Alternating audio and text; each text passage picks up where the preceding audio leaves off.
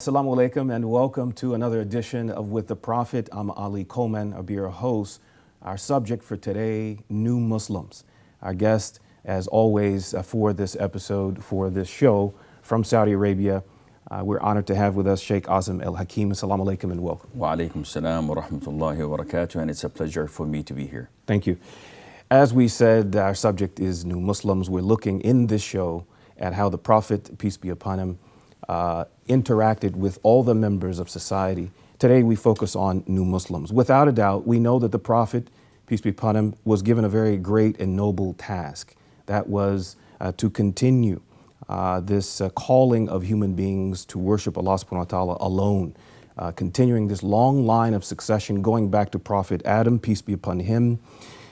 Initially, the Prophet was terrified by his encounters with Angel Jibreel, and he was alone. There was not a Muslim ummah waiting for the Prophet to arrive.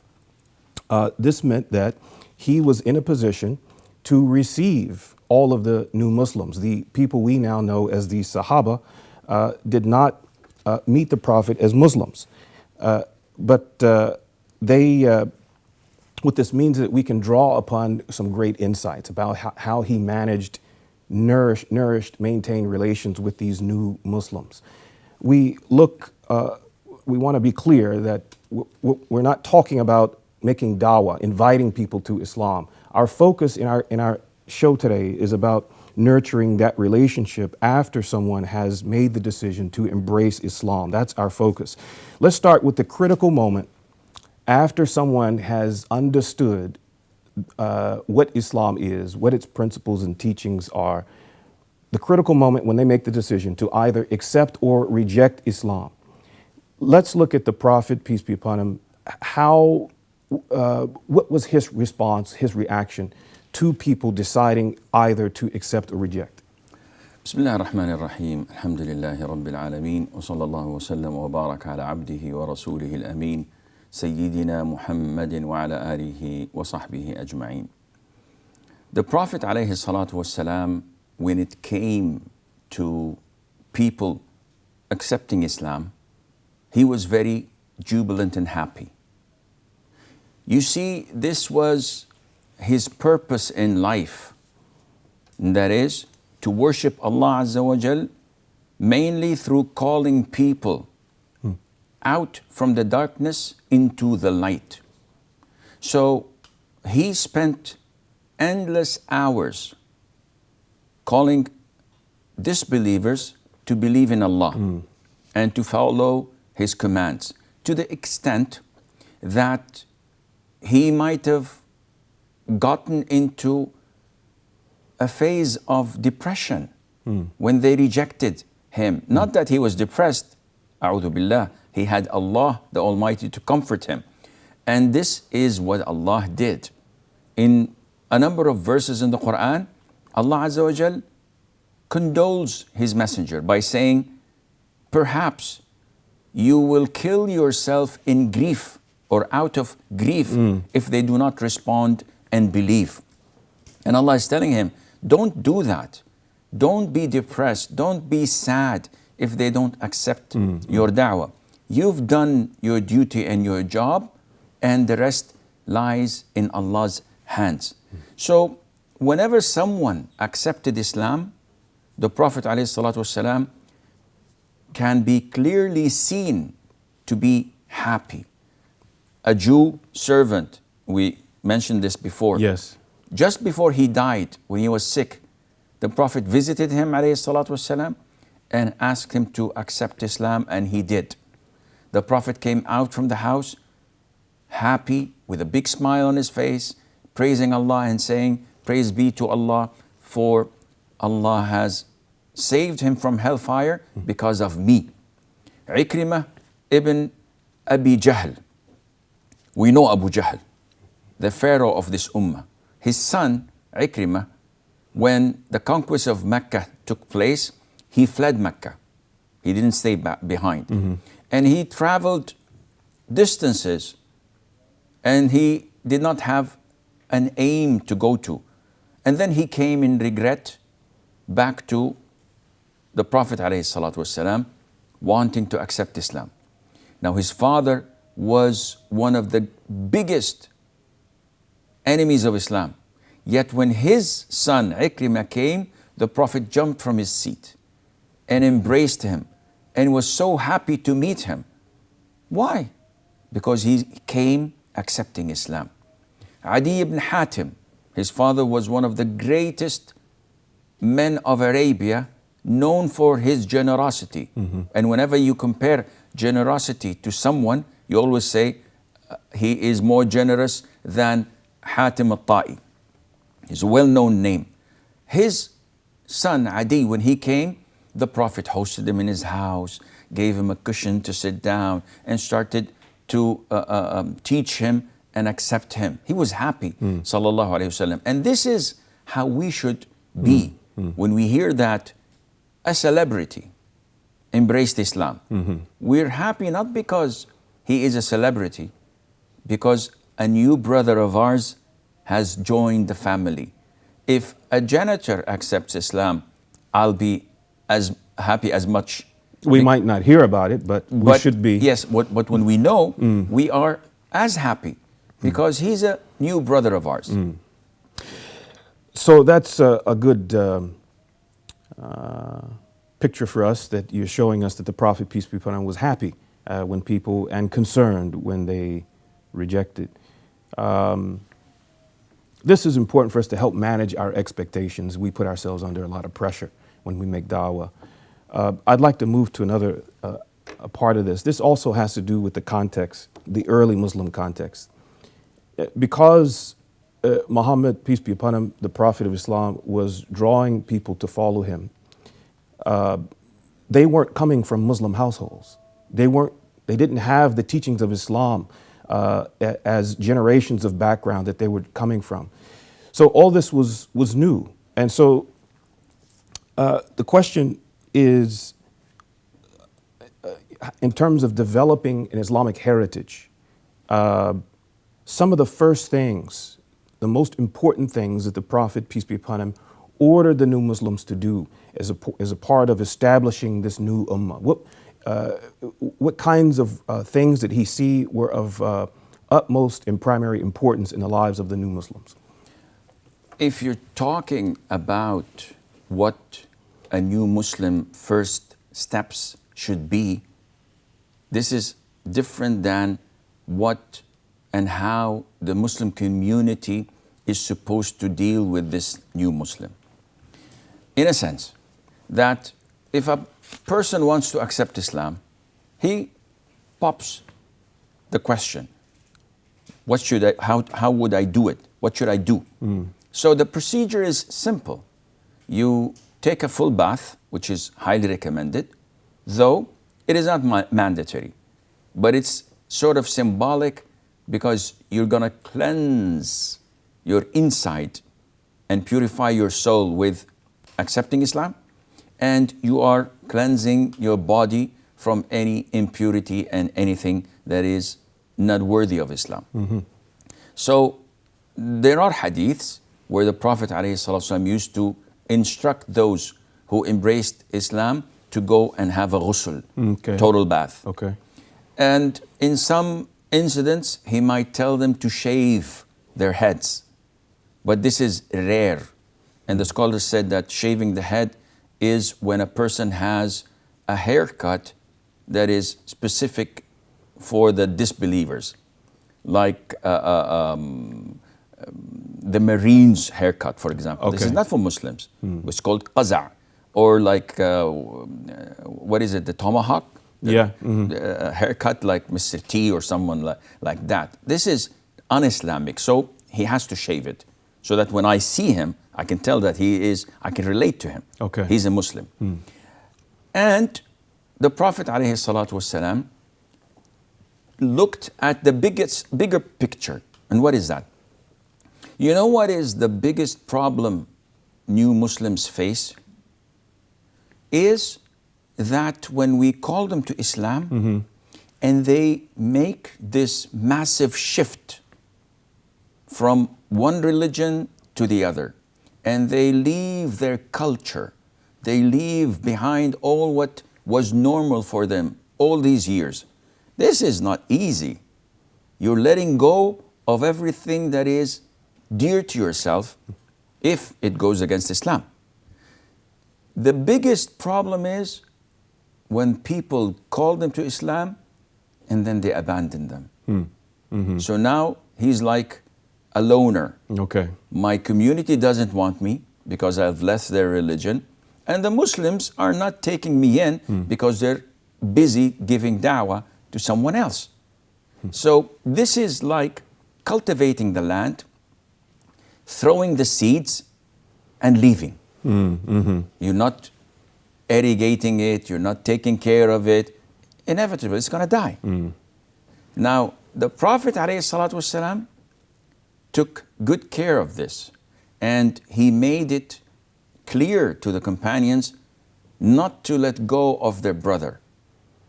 So he would tell them to make a lot of dua.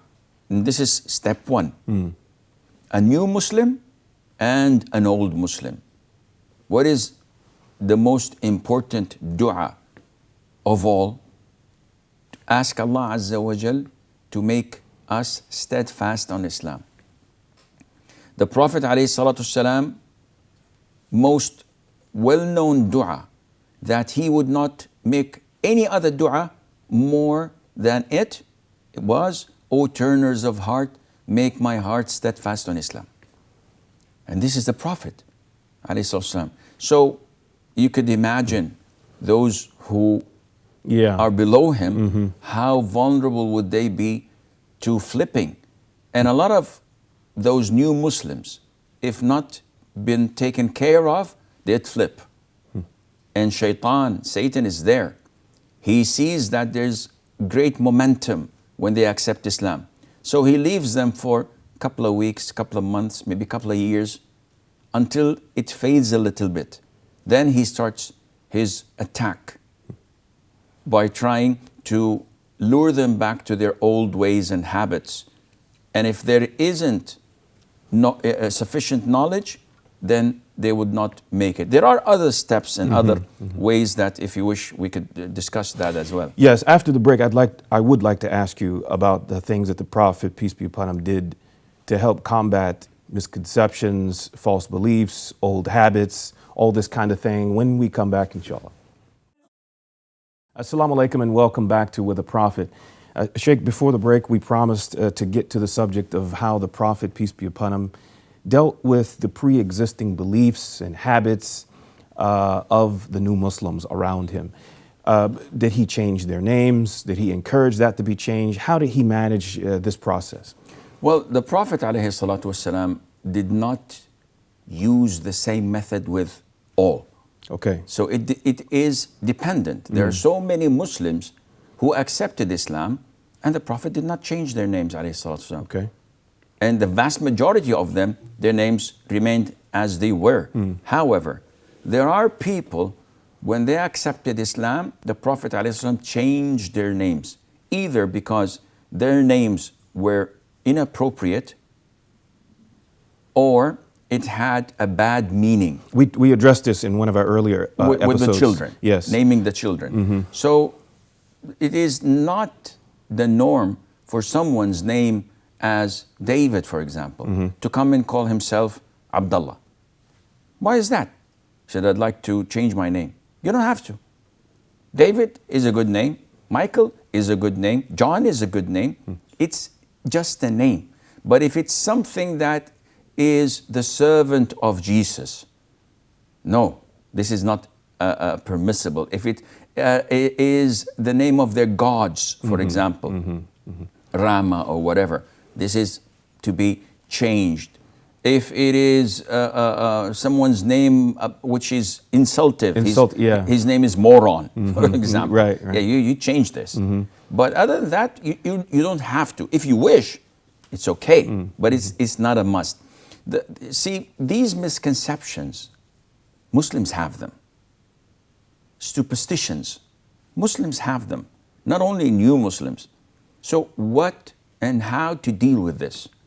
The best remedy for ignorance is by far knowledge. And this is exactly what the Prophet ﷺ used to do.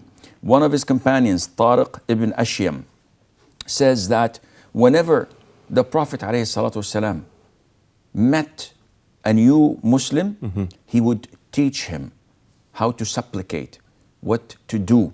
Whenever, in the story of Umayr ibn Wahb, he was an idol worshipper. He had a treaty with Safwan ibn Umayyah, who pledged to pay all of his debts in order to go and assassinate the Prophet ﷺ. So the guy goes from Mecca to Medina with a poisoned sword in his neck. And the companions saw him and wanted to prevent him. The Prophet said, leave him. And when he came and he said, why are you here, Umayr? He said, my son, Wahb, you took him as a prisoner of war and I come to pay his ransom. So the Prophet smiled and said, what about the sword? He said, may Allah damn these swords. They didn't help us in the battle of Badr. They were no good. So the Prophet told him, ﷺ, what if I tell you about the conversation that took place between you and Safwan ibn Umayyah near to the Kaaba 3 nights ago, and no one knew about it, so that you can come and assassinate me? The guy opened his eyes and his jaw dropped to the ground and said, by Allah, you are the Prophet of Allah. Not a soul knows what happened that night except me and Safwan, and he embraced Islam. So the Prophet was very happy that his assassin to be became a Muslim. Not only that, the first thing he said to the companions, take your brother and teach him the Quran. Knowledge. This is the greatest barrier and the most feared topic that Satan hates the most.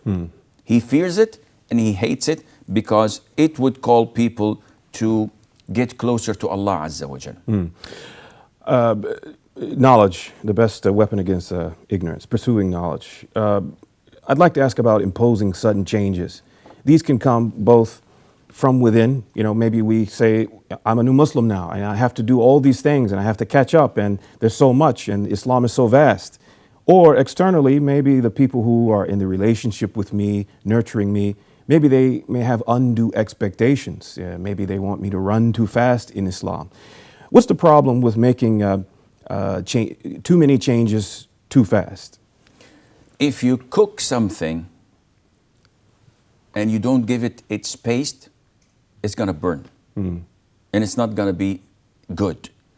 Things have to take place in order. Allah, the Almighty, created the heavens and the earths in 6 days, where He could have created them in less than a second. But there is a reason, there is a wisdom, and that is when things mature and take place in its proper time, it has strong foundation. And this is why it is not right to flood people with knowledge. So a person comes enthusiastic, would like to learn about Islam, and I give him everything that I've learned in the past 30 years in like 5 minutes. He would not be able to comprehend any of this. Not only that, he may find it an obstacle and a hurdle in front of him to move forward. This is with Islamic knowledge. What about our old habits, as we were talking about earlier? If I was drinking alcohol, if I had many girlfriends, if I had a loose, jovial lifestyle, social life, whatever, and all that needs to change, does it apply to that kind of stuff as well? See, da'wah and teaching is done with wisdom, hikmah. What is the meaning of hikmah in Islam? Hikmah or wisdom is placing the right thing in the right place. So it would be illogical for me to go to someone and in order to encourage him to come to Islam, the first thing I say is, Partying all night long is haram. Booze is haram. You're going to stop doing crack. You have to let go all of your girlfriends. You don't listen to music. You don't watch movies.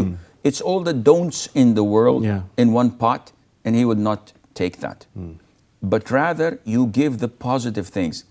And this is why the Prophet ﷺ, in some incidents, for example, when a person came to the Prophet ﷺ and said, I want to accept Islam, but 5 daily prayers are too much. So the Prophet allowed him to pray twice. And he was the ruler and the messenger, so he can afford to do this. We can't. Another tribe, the tribe of Thaqif, who accepted Islam but said, with the exception, we will not go for jihad, we will not fight, and we will not give charity. And the Prophet allowed it. And the companions were shocked. How would you allow them to do this? Right. The Prophet said, once they become Muslim and strong in Iman, they will fight for the cause of Allah and they will give in charity. It takes time. So it is not at all wise to just bombard. You are selling. And your pitch, when you're selling or marketing what you believe, is that you have to be wise in pointing out things. So a guy comes to the Prophet ﷺ, and this is quite astonishing. We as du'at and callers to Allah, we have to put this in our mind. A guy comes to the Prophet ﷺ, and he says, tell me about Islam. He says, do you worship Allah and nothing else but Allah? Okay. Then what? He said, to pray 5 times a day. Say anything else? The Prophet did not say 12 rak'ahs voluntary, night prayer, witr, Eid prayers, eclipse prayer, nothing. He just said, no, unless you want to volunteer and do nafil. Tell me about Ramadan, to fast the month of Ramadan, 30 days or 29. Anything else? White days, Mondays and Thursdays, Arafah, Ashur. The Prophet did not say no. Right. This is what the guy, after hearing the pillars of Islam, said, by the one who sent you, I will not add anything to that. The Prophet didn't say, listen. There are lots of things. Once he left and departed, the Prophet said, whoever wants to look at a man from the residence of Jannah, of paradise, let him look at this man. Now this, compare it to what we do with a new Muslim, a guy who comes, a rapper, who is interested in Islam, and we know how rappers live. He said, oh, first of all, your body is filled with tattoos. Oh, this is, sorry, not good. And you have this and you have that, and your lifestyle and the money you have that you've gained from haram, you have to give it in charity. All your beautiful Ferraris and Chirons, Bugattis, you have to get rid. What is this? This is not Islam. Da'is, du'at should look at the bigger picture. Even if someone curses when I'm giving a da'wah, and he curses or says, Jesus, what the hell is this? Move on. There's a bigger pie. There's a bigger fish to fry. This is what we learn from the da'wah of the Prophet. Not that it is halal, but this is not the time to address it. Sheikh, we have reached the end of the episode. There are a number of things that we didn't get to. I wanted to ask you about how the Prophet, peace be upon him, prevented confusion among the new, from being confused, and also this subject of incentives, incentivizing coming to Islam. But the good news is that we're going to come back again in our next episode to continue talking about new Muslims with Sheikh Assim. Until then, Assalamu alaikum wa rahmatullahi wa barakatuh.